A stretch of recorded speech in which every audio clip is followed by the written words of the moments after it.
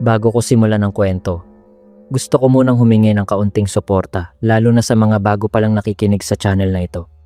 Huwag kalimutang mag-subscribe, i-like ang video, at i-share ito sa inyong mga kaibigan. Malaking tulong po ang bawat suporta ninyo para mas marami pa tayong maihatid na nakakatindig balahibong kwento. Maraming salamat.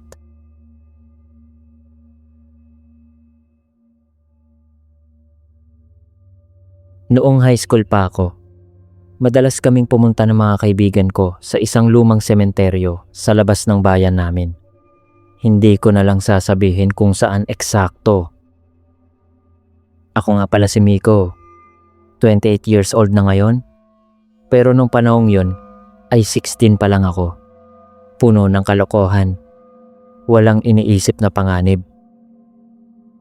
Yung sementeryo, napakalawak. Pero hindi lang siya puro puntod. Ang laki ng gubat na nakapalibot dito. Halos isang taon din naming ginawang tambayan yon tuwing weekend. Maghihintay kaming gumabi, saka kami papasok. Karamihan ng oras, hahanap lang kami ng tahimik na sulok. Uupo at magkukwentuhan. Pero minsan, lalo na kapag may mga babaeng kasama, nag-explore kami, pero hindi kami lumalalim sa gubat dahil sobrang dilim. Isang gabing yon, 6 kami. Kasama ko ang 2 matalik kong kaibigan at 3 babae mula sa klase namin. Nakakuha ko ng kung ano-anong bagay na bawal sa edad namin. Alam nyo na sir, pang-akit lang. Isa sa mga babae, tawagin na lang natin sa pangalang Jasmine, gusto ko talaga siya. Pero pakiramdam ko, hindi niya ako gusto sa paraang inaasam ko. Buong gabing nagpapapansin ako, pero wala talaga. Nang tumagal, gusto ni Jasmine na mag-explore sa gubat sa paligid ng sementeryo. Tutol ang mga kaibigan namin. Napakadilim, napakalawak, parang hindi magandang ideya. Pero kapag yung babaeng gusto mo ang nagyaya sa'yo sa madilim na gubat, hindi ka na mag-iisip ng 2 beses. Pumayag agad ako. Magaling ang mga kaibigan ko. Kinumbinsi nila ang 2 kaibigan ni Jasmine na maiwan sa kanila para kami na lang 2 ni Jasmine ang pumasok sa gubat. Pumasok kami ni Jasmine sa kagubatan.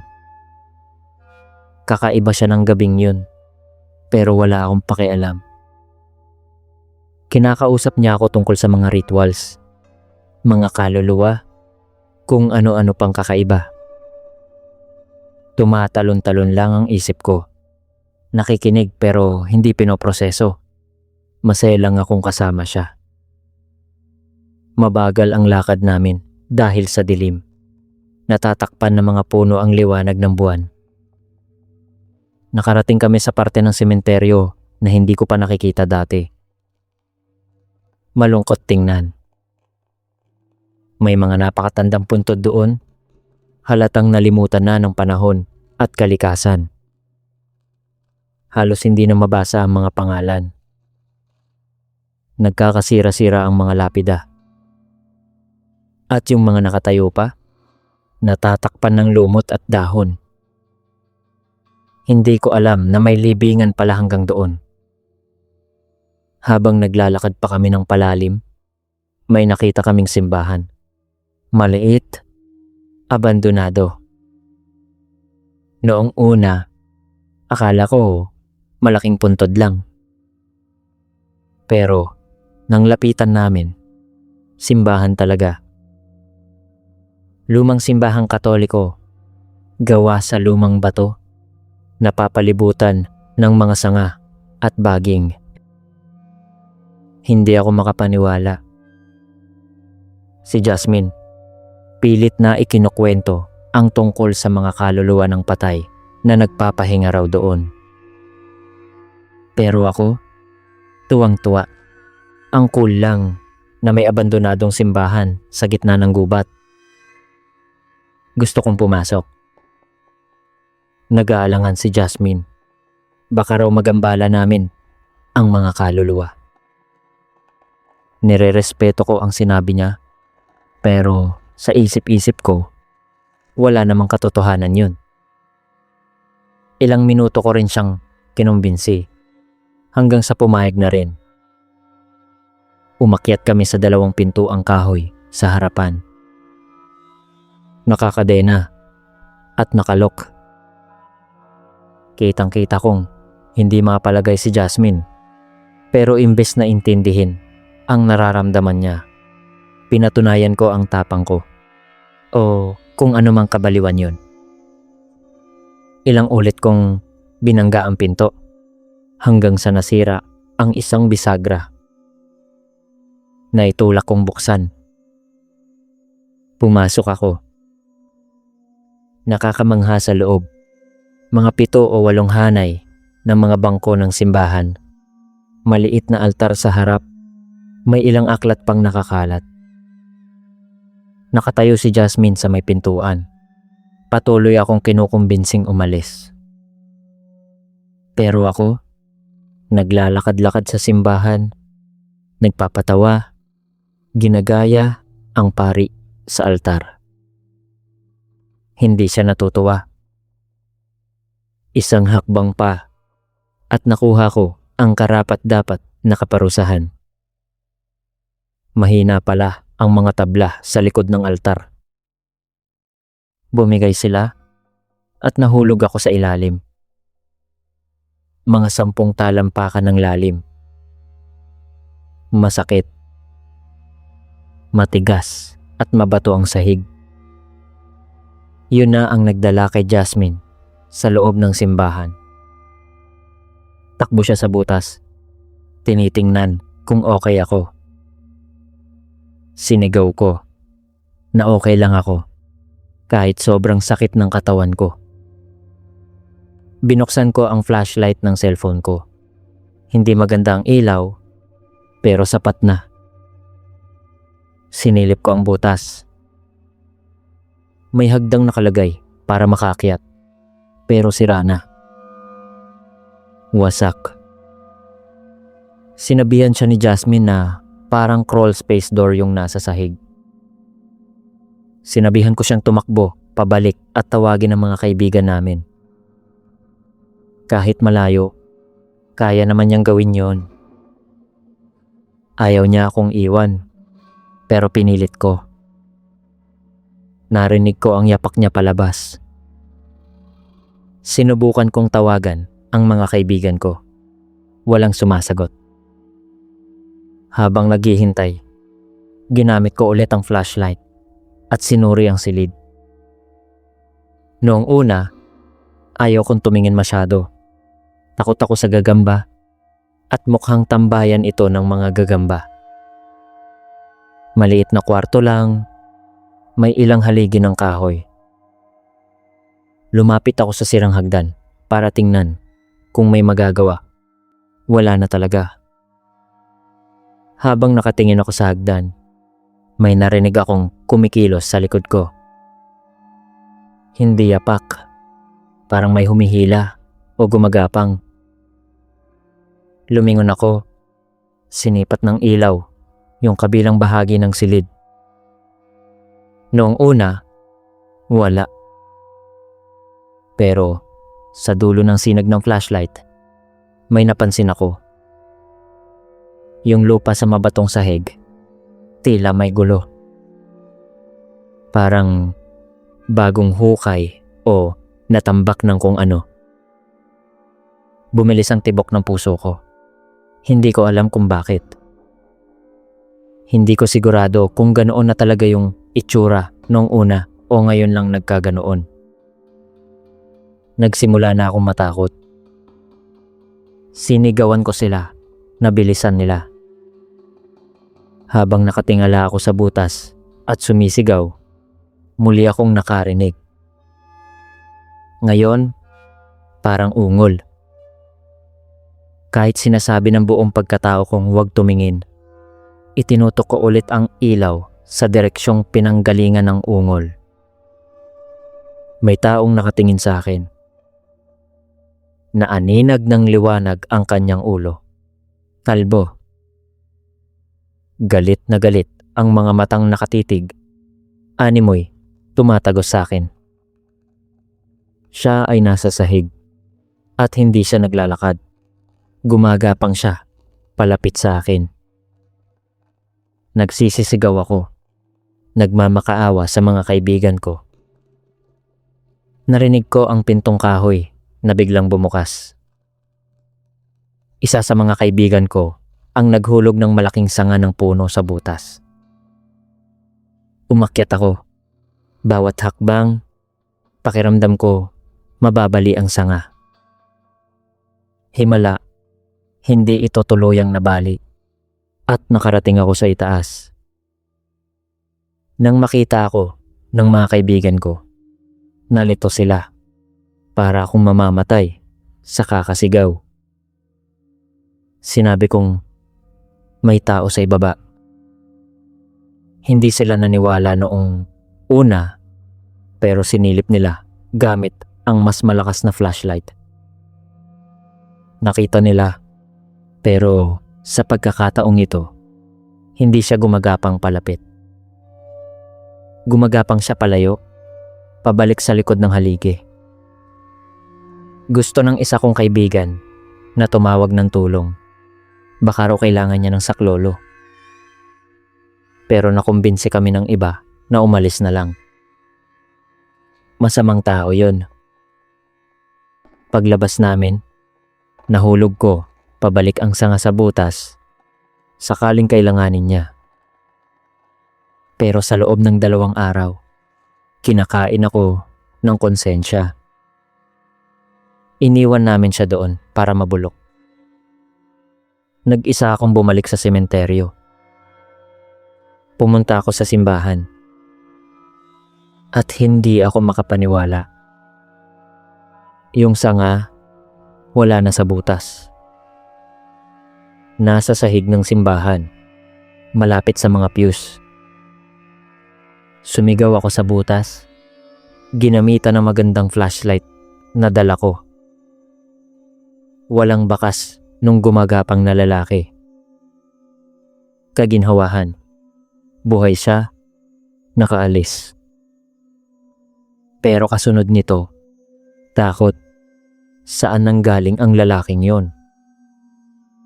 Paano siya nakapasok sa nakakandadong simbahan? At ang higit na nakapangilabot, saan siya napunta? Hindi na kami bumalik ng grupo sa sementeryong yon. Hindi na ako nakatira sa bayang yun ngayon. Sa susunod na uuwi ako sa mga magulang ko, gusto kong bisitahin ulit ang simbahan. Sana sa pagkakataong yun mag-isa lang ako.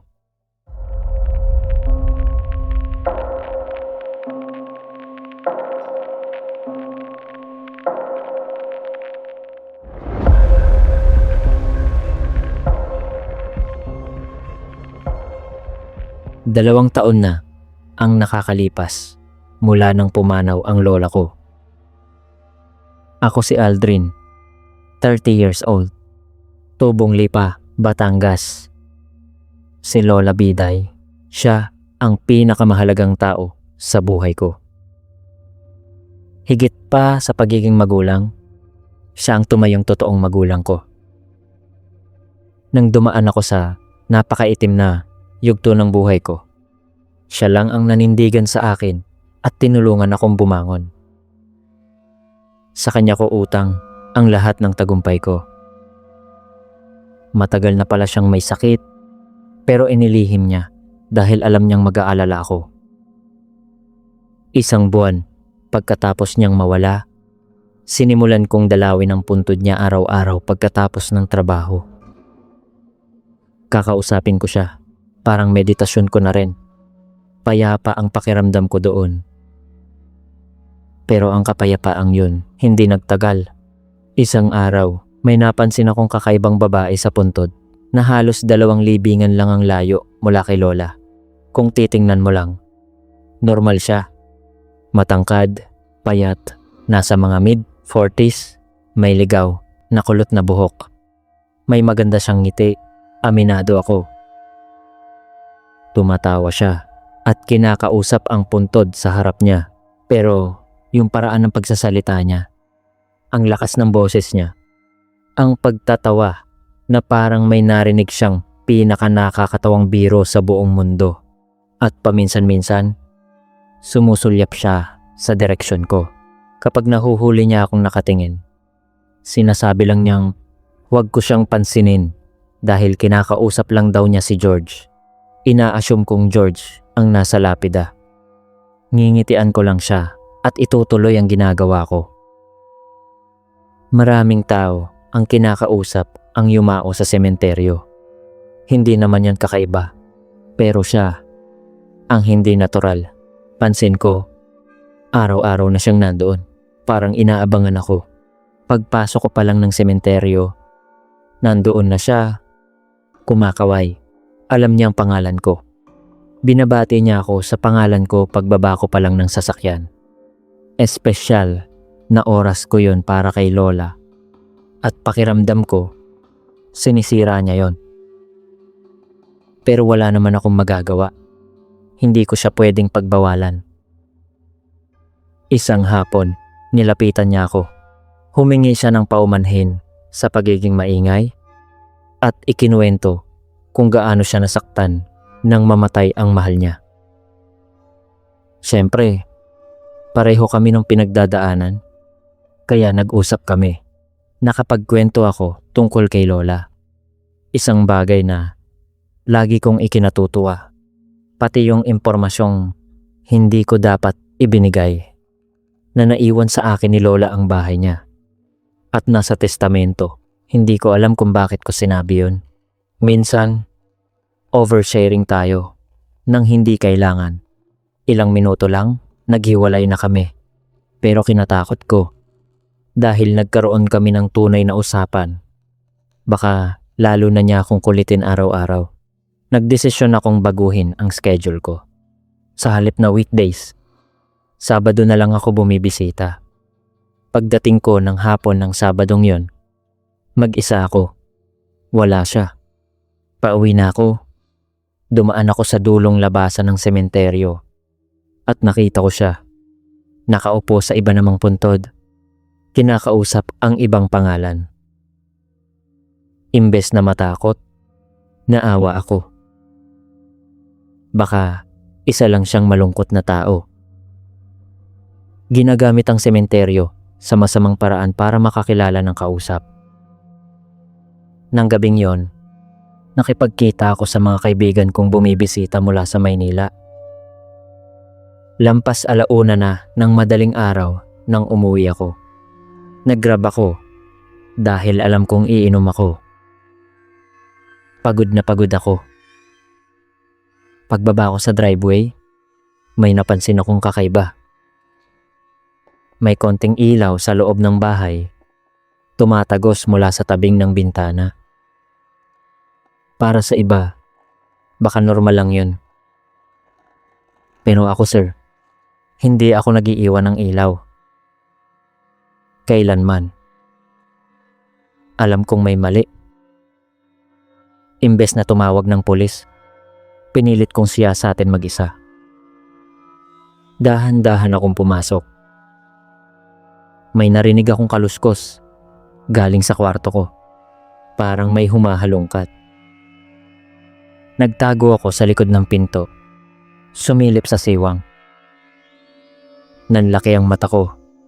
Ang babaeng yon, yung kakaibang babae sa sementeryo, lumabas mula sa kwarto ko. May hawak siyang litrato ko na galing sa lumang kwarto ni Lola. Naglakad siya palapit sa direksyon ko at dumaan sa mismong pintong pinagtataguan ko. Ilang pulgada lang ang pagitan namin. Tinakpan ko ang bibig ko para hindi marinig ang paghinga ko. Pumunta siya sa sala, naupo sa sofa. Nakikita ko siya ng bahagya.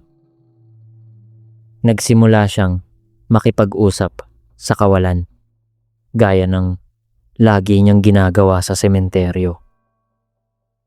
Tinawag niya ang pangalang George at nagpatuloy ang kanyang buong-buong pag-uusap sa sarili. Tapos, nagbago ang tono niya. Tatawa siya nang walang dahilan. Biglang titigil at titili. Matapos ang tilian, tatangis paulit-ulit. Nakakasuka. Hindi ko alam kung nasa panganib ako. Sa kalagitnaan ng isang tili, tumigil siya, tumayo, at sinabi sa kawalan na oras na para umalis. Dagdag pa niya na ayaw niyang magalit ito. At alam kong ako ang tinutukoy niya. Tumingin siya sa paligid at nawala sa aking paningin. Narinig ko ang pagsisikap. Maliit na struggle habang humahalakhak siya. Pagkaraan ng ilang minuto, wala nang tunog. 30 minuto pa akong nakatayo sa likod ng pinto bago dahan-dahang lumabas. Pumunta ako sa sala. Wala na siya. Nakabukas ng husto ang bintana. Doon siya pumasok at lumabas. Ang struggle na narinig ko, malamang nahirapan siyang lumabas. Isinara ko agad yun at nilak. Tumawag na ako ng pulis. Hinanap namin ang bahay. Walang nawala, maliban sa iisang bagay. Yung litrato ko. Kinuha lang niya yon. Ang lahat ng alahas ni Lola, nandoon pa. Pero ang litrato ko, wala. Ikinuwento ko ang lahat, pero kulang ang ebidensya. Hindi siya natagpuan, at hindi man lang nalaman kung sino talaga siya. Makalipas ang ilang araw, bumalik ako sa sementeryo. Wala siya. Nilapitan ko yung puntod na lagi niyang kinakausap. At ang pangalan sa lapida, hindi George. Iba ang pangalan. Nanlamig ako. Nagkukunwari lang siya na kinakausap ang yumao sa puntod ng iba. Sa investigasyon ng pulis, lumalabas na nalaman niya kung saan ako nakatira dahil binanggit ko ang bahay ni Lola. Kaya pala, kailangan palaging ingatan ang impormasyon. Hindi ko na siya nakitang muli. Pero ang hindi ko maintindihan, bakit ang litrato ko ang kinuha niya? Sa lahat ng pwedeng nakawin, yun pa. Hanggang ngayon, kinikilabutan ako. Tuwing pumapasok ako sa sementeryo para dalawin si Lola, lagi akong nakalingon. Nagbabaka sakaling hindi siya muling sumulpot.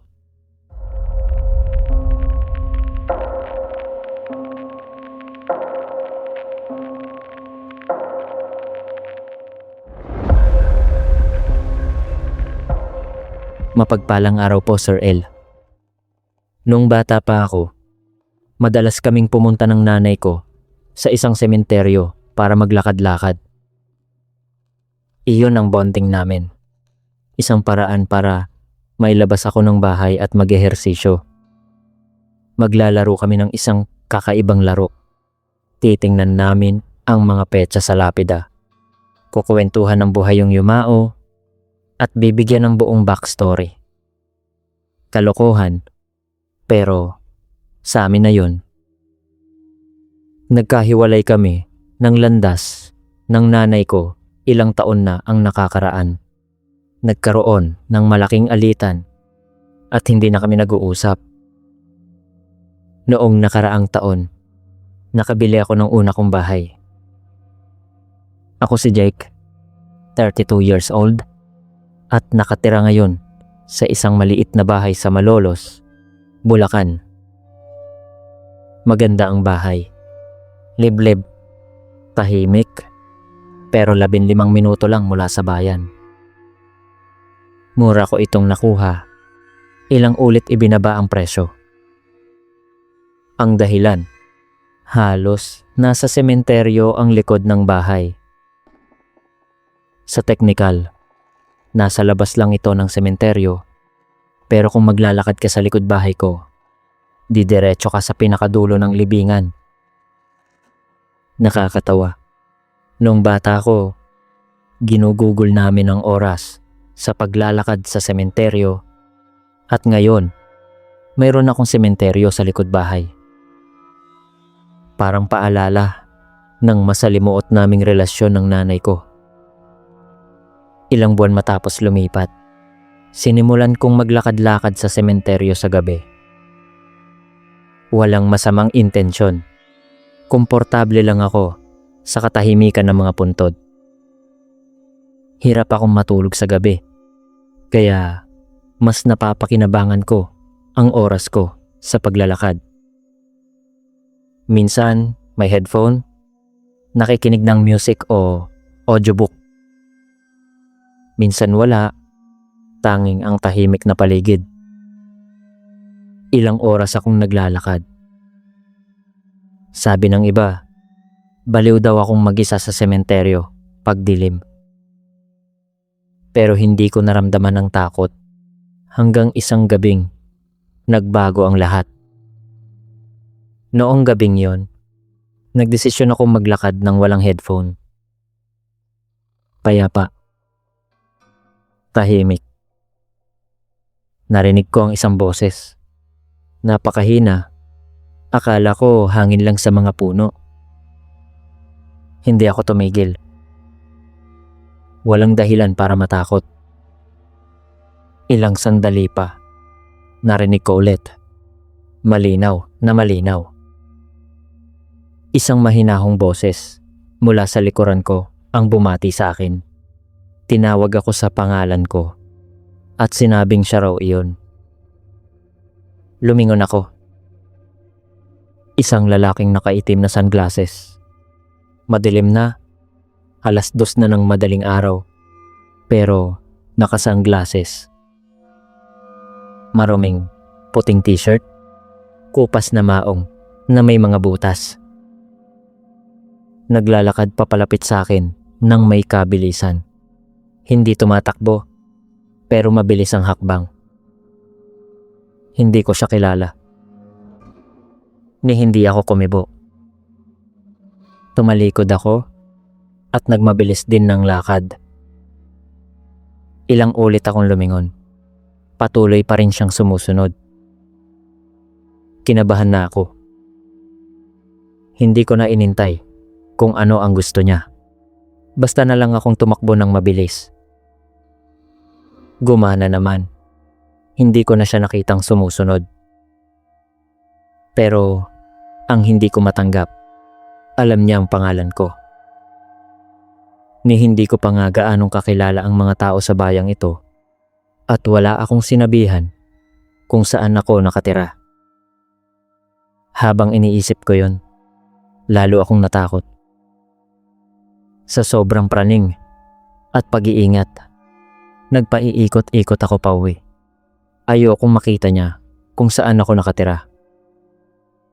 Pumasok ako ng bahay, ni-check lahat ng lock.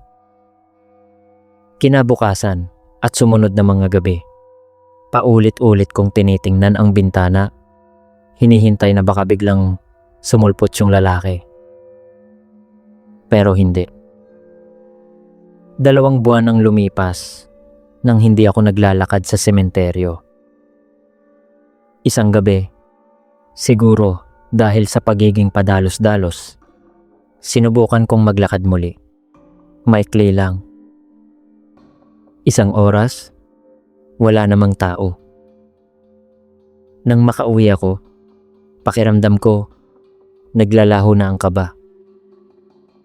Sabi ko sa sarili ko, malamang nagkataon lang yun. O baka, hindi naman talaga binanggit ang pangalan ko. Guni-guni ko lang. Kinumbinsi ko ang sarili kong wala nang dapat ikatakot.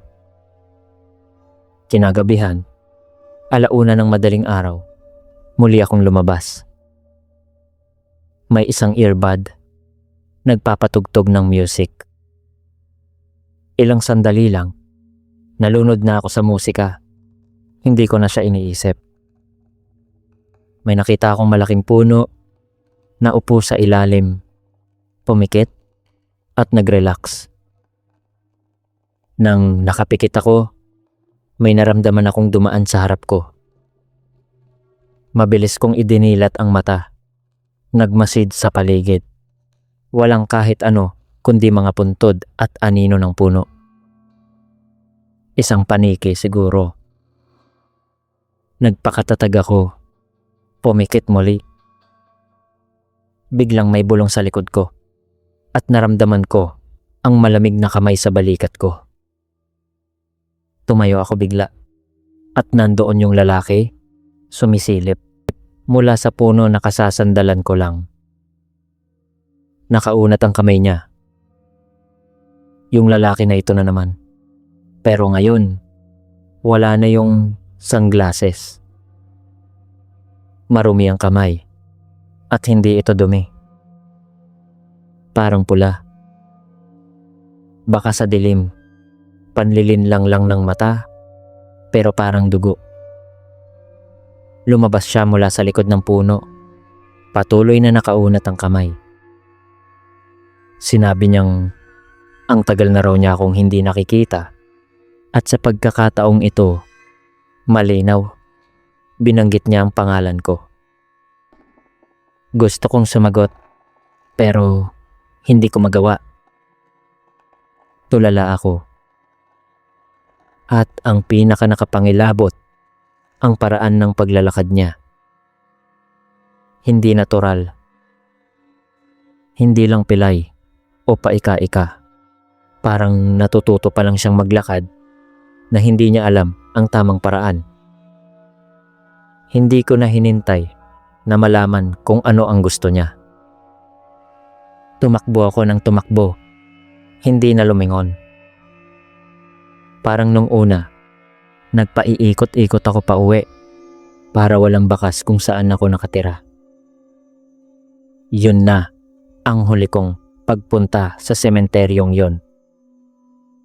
Kinuwento ko sa mga kaibigan.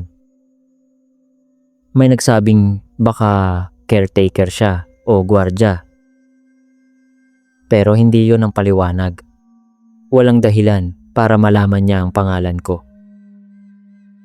Isa pa, napakatandang sementeryo na yon. Walang security at ilang taon nang walang bagong libing. Tinawagan ko pa yung may-ari, isang matandang babae na siyang opisyal na tagapangalaga, at tinanong kung may nagtatrabaho roon sa gabi. Wala. Dahil sa edad niya, hindi na rin siya gaano nagme-maintain. Isang taon na ang nakalipas mula nang mabili ko ang bahay at nagpatayo na ako ng bakod para ihiwalay ang likod bahay sa sementeryo. Mula sa bintana ng kwarto ko, tanaw ko pa rin ang lagpas ng bakod.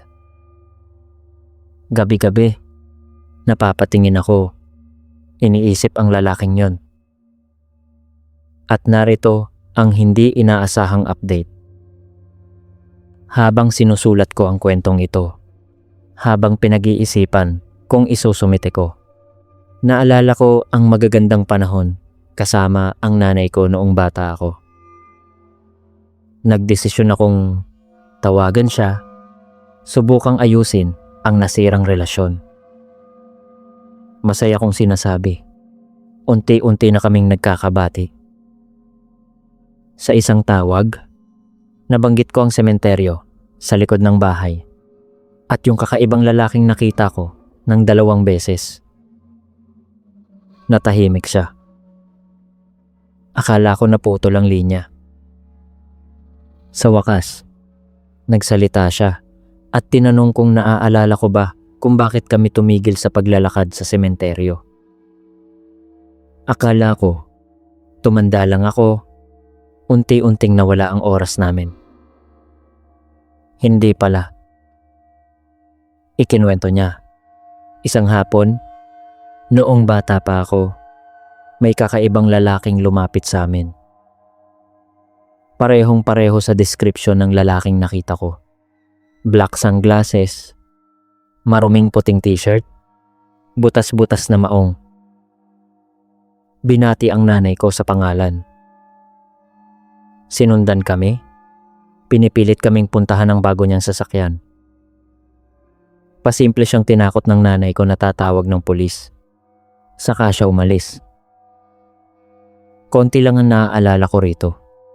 May lalaking lumapit at bumulong sa nanay ko habang abala ako sa pagbabasa ng mga pangalan sa lapida. Pero noon, hindi ko alam ang laman ng usapan. Takot na takot ang nanay ko na baka mapahamak kami, kaya hindi na kami muling bumalik sa sementeryong yon. At sa sobrang pag-aalala niya sa akin, di niya sinabi sa akin ang totoo nung bata ako. Tinawagan pa niya ang pulis nun. At lumalabas, ilang reklamo na pala ang natanggap laban sa lalaking yun. Maaaring nagkakataon lang lahat. Pero hindi ako naniniwala. Masaya na akong hindi na makita pang muli ang lalaking yun.